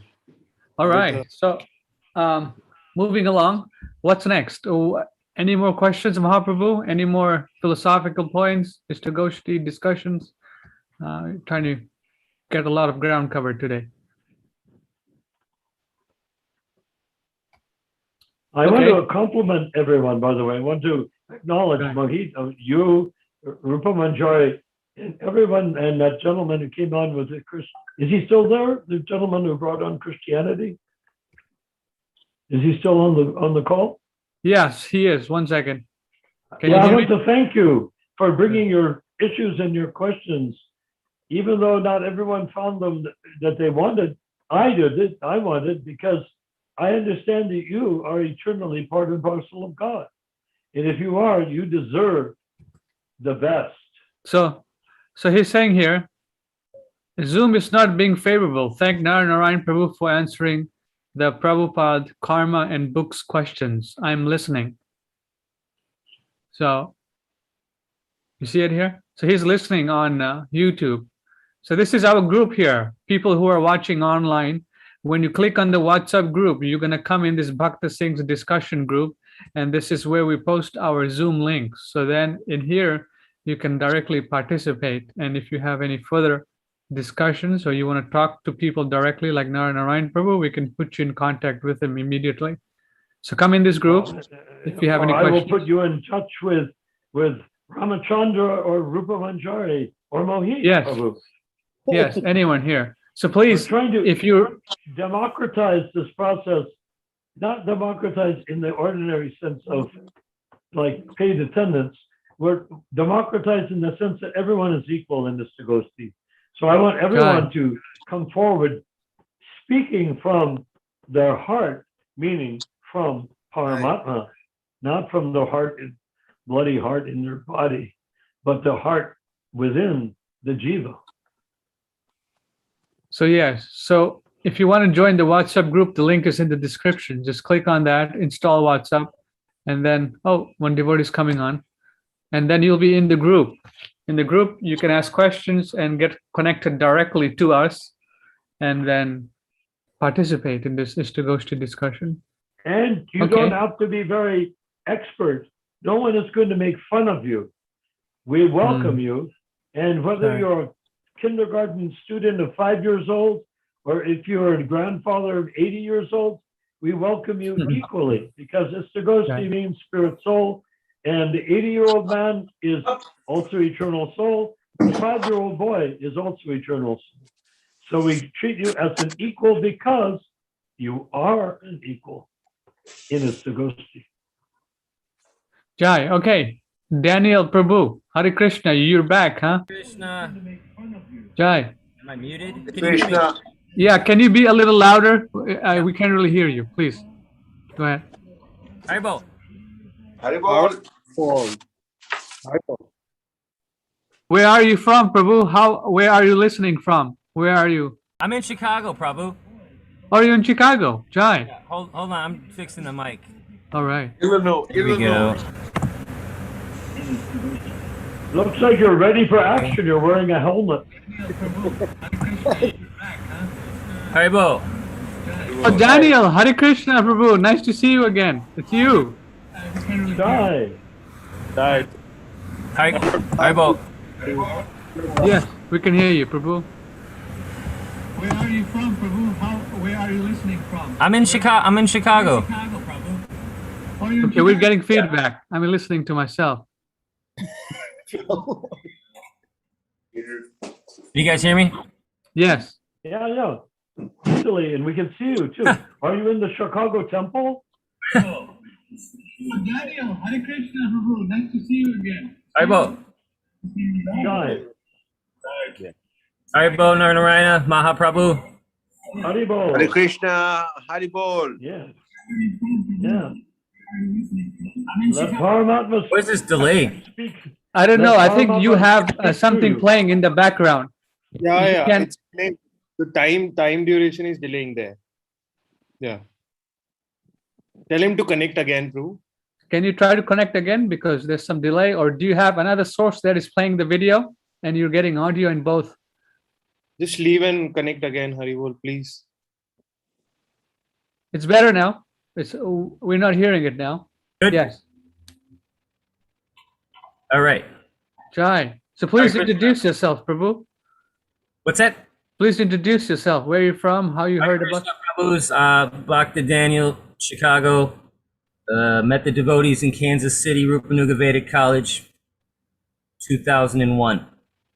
All Represent. right. So Haribo. you haven't been with us. What happened? Oh, work, Maya, nonsense, not going to the temple. I started going to the temple again. These discussions make it difficult sometimes. Mhm. This is the temple. Yes, I know, Prabhu. Jai. No, I was downstairs the other day, and this one Prabhu was asking Jitendra. He's like Srila Prabhupada had karma, and Jitendra Prabhu looks at him. He goes, Prabhupada had no karma. So I was like, Right. let me put the question out to the authorities and take what I can get. Haribo. Jai. All right. I remember you with you. We were discussing the ISKCON GBC bylaws. Oh yeah. Yeah. So But did he not just ask a question about karma? Yeah, that's what I was typing that in the YouTube because I had problems with Zoom. So Mahaprabhu went on answer his question. I'm not sure what the question was. no, the question has already been answered. Yeah, no, So we're good. we're good. Okay, Yes, the cool. question has been answered already. So anything else you want to discuss, Daniel Prabhu? It's Who is the female GBC? Malati. And she was married to the guy who wrote Chasing with the Rhinos, yeah? Shamashundar. Yeah. Yes. Yeah. At All one kinds time. of debauchery happened for a little while, didn't it? What? all kinds of debauchery happened for a little while. They separated and things got a little crazy. Am I incorrect? Oh, No, yeah. Narayan can answer that. Yep, I knew them from before the debauchery started. I knew them before they went to London and recorded with the Beatles the Hare Krishna mantra using Prabhupada's melody. In other words, they were in the San Francisco temple. Jamuna, Gurudas, Malati, Shamasundar, so many, Makunda, Janaki, so many devotees were there. And they later on, they went over and recorded with the Beatles. So I got to meet them at their zenith. They had just come up, meaning they'd just joined the movement. They just became disciples of Prabhupada for maybe 2 years. Now, if you look at yourself, doesn't you think 2 years is not a huge length of time? But in those days, 2 years was a huge length of time. They came out from being cocaine addicts and speed addicts to becoming 4 regulated principle addicts, chanting Hare Krishna addicts. And so it was a very wonderful time. It was a very transformational time. And that's when I became convinced to take initiation from Srila Prabhupada. Sorry. By associating with them. So after that, after London, things began to disintegrate. The guru situation came up. People wanted to see Prabhupada in the background. They wanted to see themselves as his successors. And that made it very discouraging for people like Malati and Shamasundar. So they basically went off and did things on their own, that unrelated to Krishna consciousness. Right. But since that time, Malati has come back. Her adventures left her with AIDS. Yeah, I heard an interesting story. That's why I wasn't sure the extent and or beginning thereof. Oh, she went to a lesbian. She was formerly, besides being married to Shamasundar, she was also a lesbian. And she was with a lesbian group in London. And somehow or other, either through needles or through sex, she got AIDS. Hare Krishna. So she's been treated for AIDS for years. And this is elected GBC. Elected? She's on the GBC now, yeah? The GBC, if you'll pardon my saying so, was created by Prabhupada in 1970. It was to be composed of a slate of temple presidents. And of the slate of temple presidents, 20, 30, 40, how many temples there were, from the slate of temples, 12 would be elected of the temple presidents for 3-year terms. Right. Yeah, I'm aware of all the semantics of that. Okay. So if you say GBC, how do you say GBC when they don't follow Prabhupada's transcendental from Krishna Loka? I mean, if you think Prabhupada created that standard off the cuff, no. Everything Prabhupada did came down from Krishna Loka. We may have disagreed with Prabhupada, but that our disagreement does not come from Krishna Loka. It comes from our material, slimy lives. Right. Kanista Adhikari, slimy lives. Disobeying the spiritual master is no small thing. But if you were a drug addict a couple of years before, as most devotees were, of one sort or another, then disagreeing with the spiritual master is not quite as slimy as going back to being a drug addict. So therefore, you can forgive yourself and your fellow disobedient people. So now you're saying about GBC, there is no GBC. There's a totalitarian group that has never once agreed to be elected. Even though they signed a document saying they would be responsible for elections. So if they say they do not want elections, then they are going against their very own signature and Prabhupada's signature on a holy document. Right. Document. So what is your question? No, no. Well, this person is on the board with these people of this thing that's not the GBC. Yeah, very good. Nice distinction. Okay. Cool. Good to see you, Prabhu. Well, what about it? No, I'm just asking. That person is in that post. Oh, she is. Yeah, anybody can be. Right. Anybody that they like to have there. Now they want to see women involved, so they get women involved. It's not based on gender, it's based on spiritual qualification. Okay. Anything we do in Krishna consciousness is not democratic or gender-based. The GBC was what you call it, a republic concept, meaning that the temple presidents elect the GBC for 3-year terms, just like we elect in the United States, we elect senators for 4-year terms. Right. Same idea. Yeah. Prabhupada wanted a republic in which the temple presidents were the powerful force driving the whole movement. The people that were supposed to be elected didn't want that. They wanted a totalitarian group by which they controlled the temple presidents with tyranny, without vote, without recourse, without redress of grievance, nothing, just obedience to them. Right. So obviously that's not going to last forever, will it? How can it?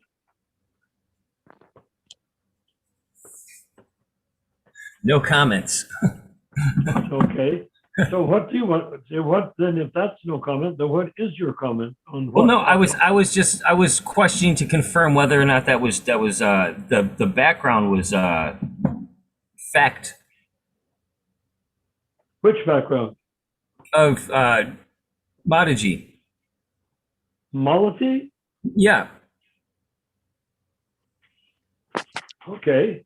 No, So now you know. Yeah. I'm just saying that this is acceptable. It is.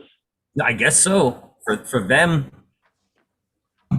It's acceptable by what standard? No, I'm saying if she is a GBC, I would like to see which temple presidents elected her. right. No, I'm saying it's accepted on a baseless foundation. We're in agreement. We can move on. I have no idea what you just said. He's saying you're in agreement. Oh, okay. I think Prabhu, I think you might have misunderstood me. I'm on the same page. I was just clarifying that these statements were true and this is what's being accepted by them. Well, okay. They can do whatever they like, considering they don't accept Prabhupada. Right. Exactly. If you don't accept Prabhupada, then you have free will. You have free will. You don't have a master. You can do what you damn please. Right. And they're doing what they damn please, and they're producing extremely damned results. Yes, indeed. Yes, indeed.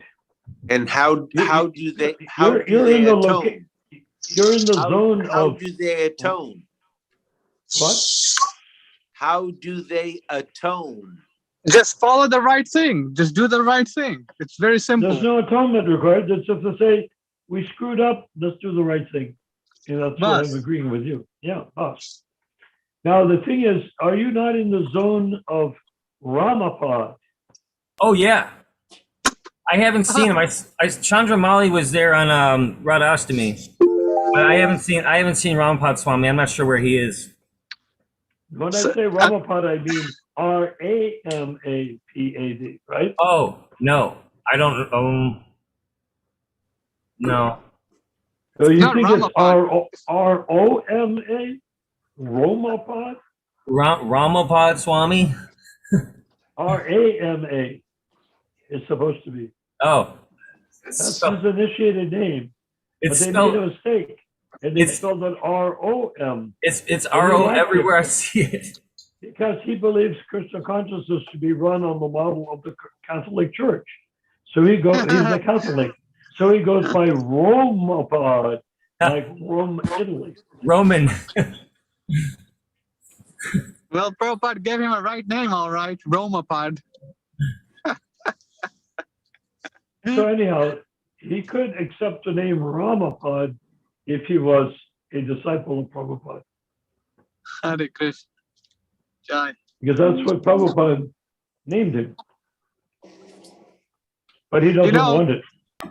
I was watching this video in Mayapur, the Mayapur Gurukulas. They don't have adequate facilities in Mayapur Gurukula system. But the ISKCON gurus have so much money. Why they can't help these children in Mayapur get a ashram set up properly? They're asking. They used to have an ashram set up properly. It was very big and had a lot of Gurukula teachers. And then Bhavananda and a lot of the other quote unquote gurus used them as chicken farms to have sex with the Gurukula boys. Oh, I see. They destroyed the whole thing. Acha. These Bhavananda, the great. By default, who's going to send their children to a Gurukula if the spiritual master, the guru that everyone's taking initiated is having sex with them? Yeah.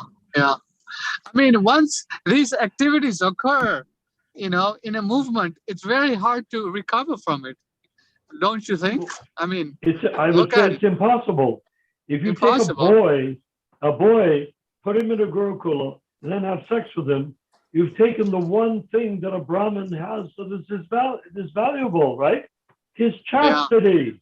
You take the chastity of a 6-year-old Brahmin, you've destroyed him for life. Yeah.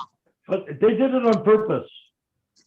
Wow. Because Srila Prabhupada said, the second generation will be more spiritually advanced than you are. And they wanted to become gurus when Prabhupada decided to shuffle off the mortal coil, assuming that he was mortal, which he wasn't. And as soon as Prabhupada was gone, they wanted to become gurus.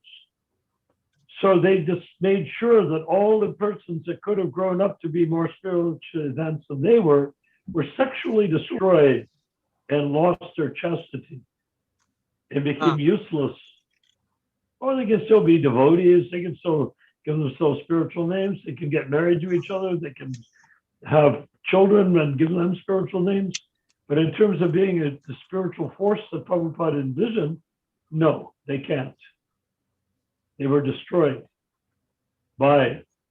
And guess who said that to me? Not about Gurukulis, but he told me, I want to be sure that nobody joins the movement who is more intelligent than I am. Tamal Krishna. Yeah, Tamal Krishna said that. Wow. Biggest idiot. That's being nice. So Tamal Krishna had a certain intelligence, certain subtle intelligence. You could even say sly or sneaky intelligence, but he didn't have a broad intelligence. And he did not treat Prabhupada with particular respect at all. He tried to imitate Prabhupada. He didn't try to follow Prabhupada. He wanted people to follow him following Prabhupada, but he didn't want people to follow Prabhupada. No, the thing is, if Tamal Krishna was we're talking hypothetically here, if Tamal Krishna followed everything Srila Prabhupada did, he would have been automatically, followed because he's such a nice devotee. So, Who's a nice devotee? No, I'm saying if Tamal Krishna actually followed Srila Prabhupada as Prabhupada wanted him to do, automatically people would have followed Tamal Krishna because obviously, he's the best servant. But he wasn't thinking like that. His goal. Yeah, that's what I'm saying. He wanted to become guru. Who's speaking? Who's talking right now? Ramachandra. Who said that? Oh, Ramachandra, yeah. Well, in 1969, Tamal was prone to going into sort of like, almost like fits, psychological fits. And we were in 1969 at the temple on La Cienega Boulevard before we got the one on Watsika. And he was walking along, staggering, and he grabbed me by the arm and was hanging practically from my arm, saying, Narayan Prabhu, you know, Prabhupada said, I have so many stars, but what I want is one moon. He looked at me and said, Narayan, I am going to be that moon. I am that moon. That's 1969, a year after he became a devotee, year and a half after he became initiated. That's what he wanted. And everything he did was to get from Prabhupada the mannerisms, the speech, the attitude, the language, the mental processes by which he could duplicate Prabhupada without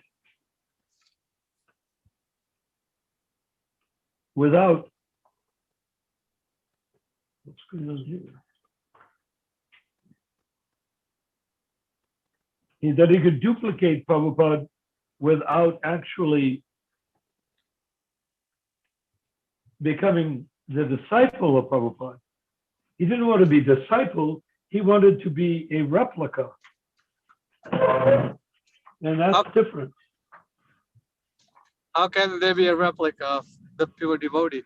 Pure devotees are not replicas. Yeah, of course. He wanted to become a replica by imitation. Biggest answer. A replica means an imitation, doesn't it? Yeah. Nothing is a replica of anything, even in the material world, if you look at it materially. So he should have known that. So don't you think this is Guru Maya, right? There's a last Maya which comes when you are at your last spiritual platform and then you want to become a Guru. That's Guru Maya. I want to become a Guru, and that's how it ruined everything, right? Prabhu, Ramachandra Prabhu, are you there? Yeah. I'm listening. You said this is Guru Maya, the last straw, that I want to be a Diksha Guru. Yeah. Yeah, I agree. Hansadura told me personally that everyone wanted to become a guru after Prabhupada left. That's why they had, first group of Ritvik, initiators became, Diksha Gurus. Then they started falling down. Then these people like Giri Raj, Jayadvaita, Bhakti Sarup Damodar Maharaj, Bhakti Charu, they all came. Second group of Kanishta, Adhikari, unqualified gurus. Biggest monsters, right? Yeah, so it's continuing till now, and we're the only ones that are protesting. Well, there are people protesting, but they're not openly discussing about these issues. Because they're scared, right? These guys have. Yeah, a lot of people are getting good benefit from ISKCON. I mean, you can get a lot of money, you can get a lot of fame, you can be, very famous. But to speak the truth, that means you become, black sheep. That's like a corporate, right? When you work in a corporate culture, right? You can't go against the bosses, right? Specifically. Yeah, they'll kill you or they'll terminate you. So that's exactly. ISKCON is both. They will terminate your body. They're working like a private company, right? Yeah, private company will just terminate you from your Shudra job. But here they'll terminate your existence in this body. Yes. Okay. Anything else? Narayan Prabhu's not there. What happened to him? I guess we can end it early. Yeah. Hare Krishna to everyone. Hare Krishna, Mahaprabhu. Mahaprabhu, you should chant Hare Krishna to your dog. Absolutely. Yeah. Always. Be like Hare Krishna, my doggy. I chant Hare Krishna all day to everybody. Joy. Amen. I know. It keeps me sane. It keeps them sane. That's the only sane thing to do, Mahaprabhu. I've got before you go, Ramachandra Prabhu, I've got one. I don't know if you'll be able to see this. Maybe I should. Well, maybe. That's tough. Okay. You see the bottom, bhakticommunity.com/Chicago, yeah? Yeah, what about it, Prabhu? I'll read it to you. Yes, yes. An online community for spiritual seekers interested in the timeless wisdom and practices of bhakti yoga, the yoga of love and gratitude, to explore resources to make the joy of a home spiritual practice a part of your everyday life. And the other side's got these little pictures of trees, 21-day spiritual fitness challenge. I just couldn't find the word Krishna anywhere on here. They don't use Only- Krishna. They None of this is necessary. The only thing that is actually necessary is to chant the Mahamantra. If you chant the Mahamantra, everything else will be fulfilled. yeah. Boom. Hare Yeah, Krishna, all Hare this, Krishna, all this Krishna thing Krishna, about Hare Hare, all the Hare rituals they have, Rama, Rama, Rama, Hare Hare. they're trying to There you go. recreate a Hindu structure within ISKCON, which is totally not necessary. Yeah, that's that's the only thing that Prabhupada wanted. He didn't want to create a Hindu society. He wanted an anti-Hindu society. Yeah, a society transcendent to any religious designation. Especially see, Hindu.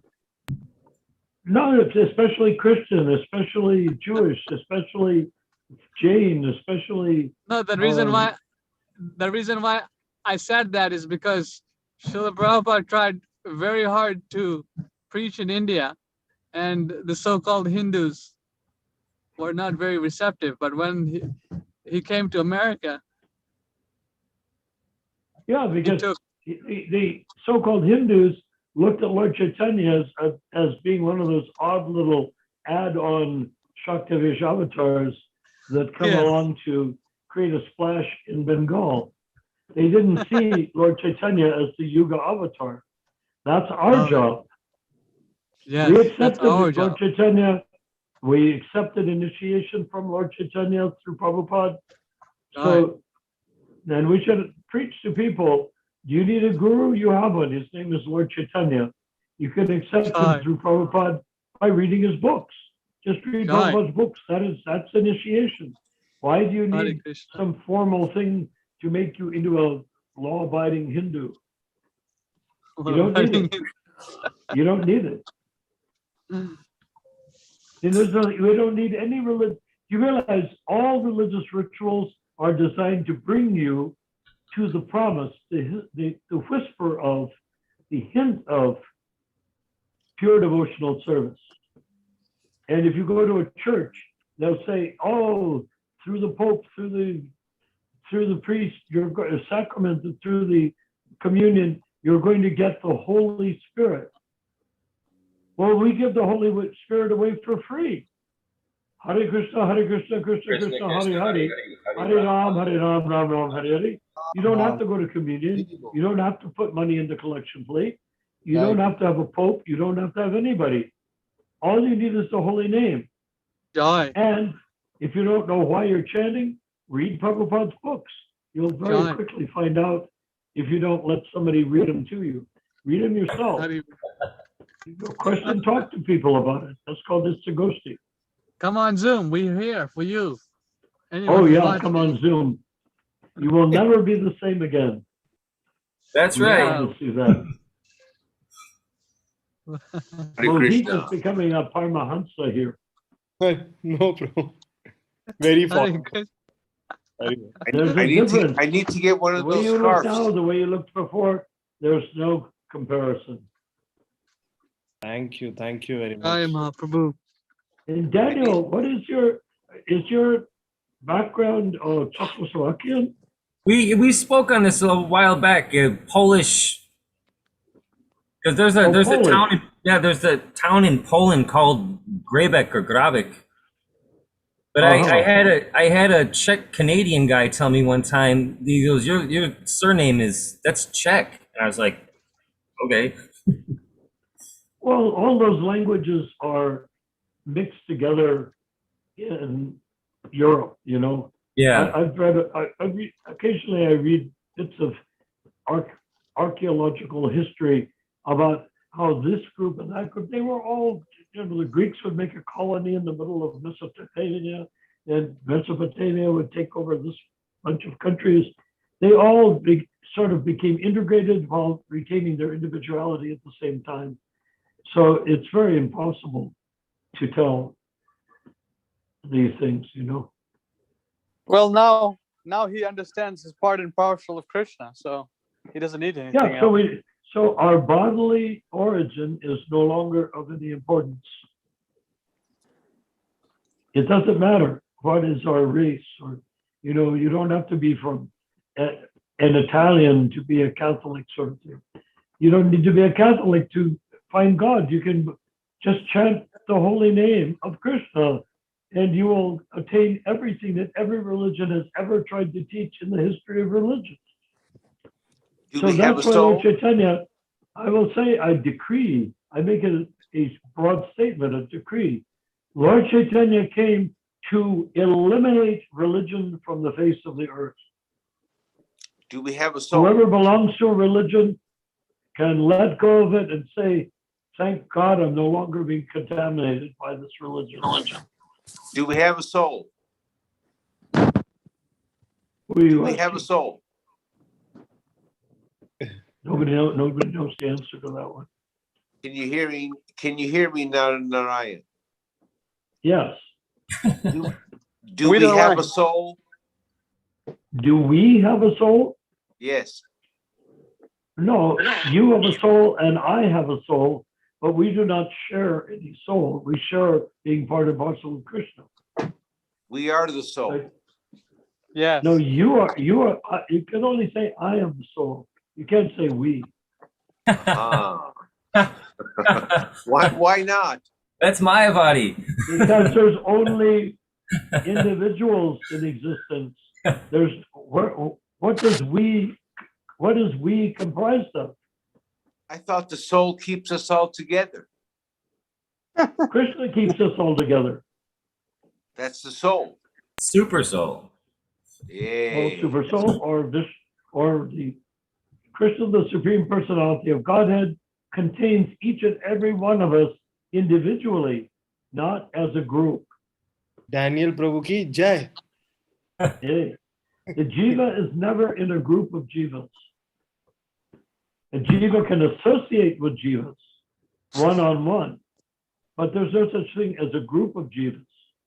You can have a group of Germans, you have a group of Poles, you can have a group of Englishmen, if you can figure out what they really are. You can have a group of Italians, but you cannot have a group of jivas.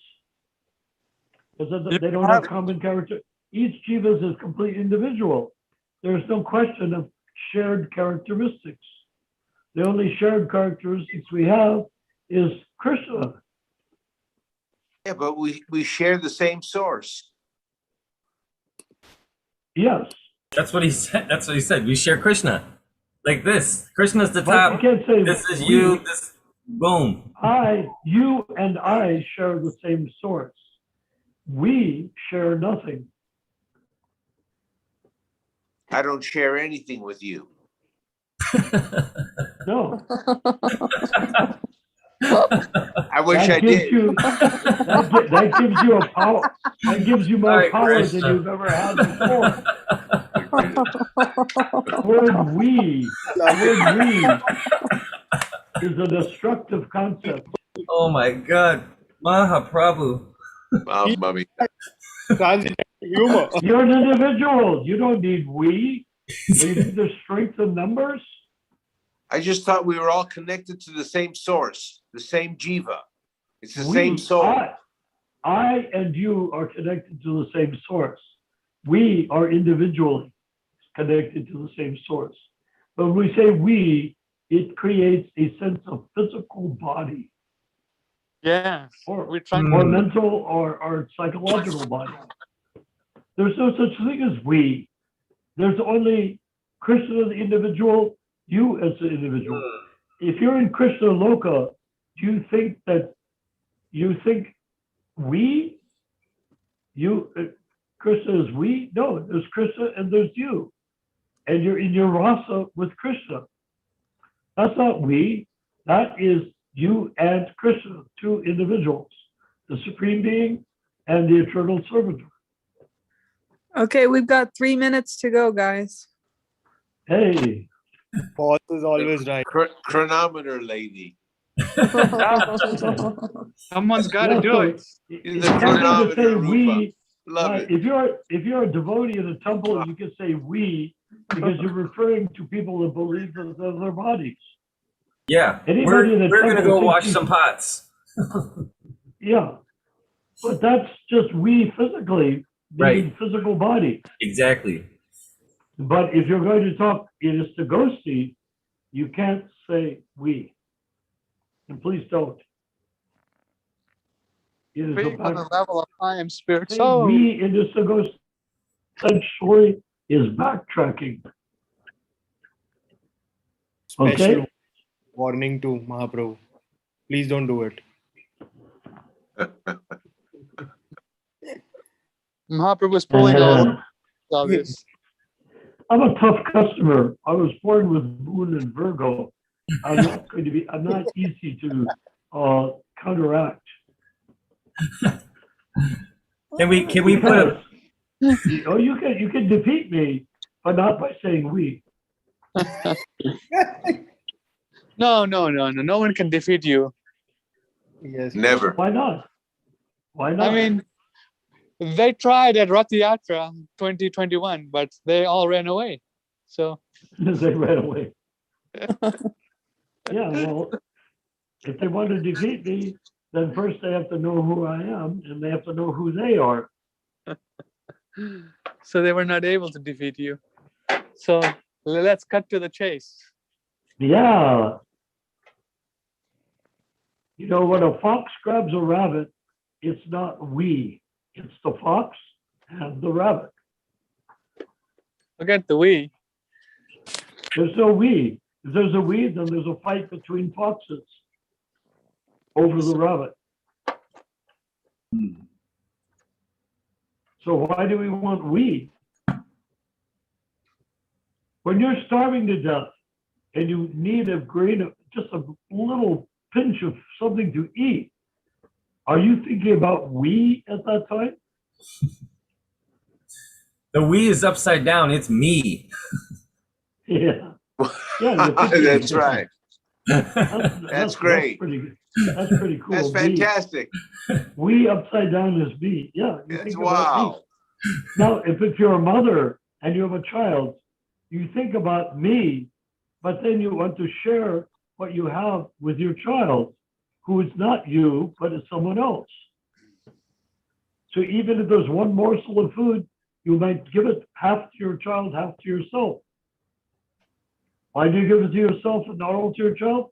Who will protect the child if you die? Okay, So this it's is 10 all o'clock. pretty extreme stuff. 10 o'clock. Oh no. Is our chariot going to turn into a pumpkin? Yeah. It's midnight. Oh no. Look at Mahaprabhu. You're becoming transcendentalized. And you know what it is? It's because you're seeing yourself for the first time in existence since you've had a body as an individual. Amen. Hare Krishna. Yeah. John. Okay, good night, Isn't it- everybody. Yeah. Are you booting us up? Okay, wait. There's always a ritual at the end. Mahaprabhu, not Mahaprabhu, Ramachandra asks, is there any single thing that has not been expressed by someone or which needs to be asked and answered by someone? So Ramachandra, could you do that? Need to repeat the question. He's No, trying you to. just did it. I said Any you just did it. Any questions? Yeah, he's asking this. Any questions to be answered? It's called a burning desire. Does anybody have a burning desire? Ooh, Have a all burning of desire, us.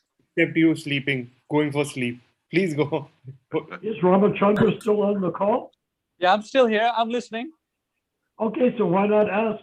Does there anybody express themselves fully? Does anyone have a question? Just as a matter of formality. If they do, we can take 5 more minutes. If they don't, then we can say goodnight. Someone wants to make Rupa Manjari's sleep bad can ask a question. There you go. Mute. I don't think anyone wants to do that. Okay. Good night. All right. Good night. All right. So we'll end it here, Prabhu. So we'll look for exciting Wednesday at An exciting Wednesday. Let's keep going, because at the rate we're going, we will bring ISKCON out of its torpor into its full, ecstatic, self-manifested Prabhupada body presence. Jai. Hare Krishna. Hare Krishna. What time Wednesday? What time? Prabhu, same time. We start about 7:45, 8 o'clock Wednesday. Pacific Western Standard Time. Valley time. Western. Cowboy time.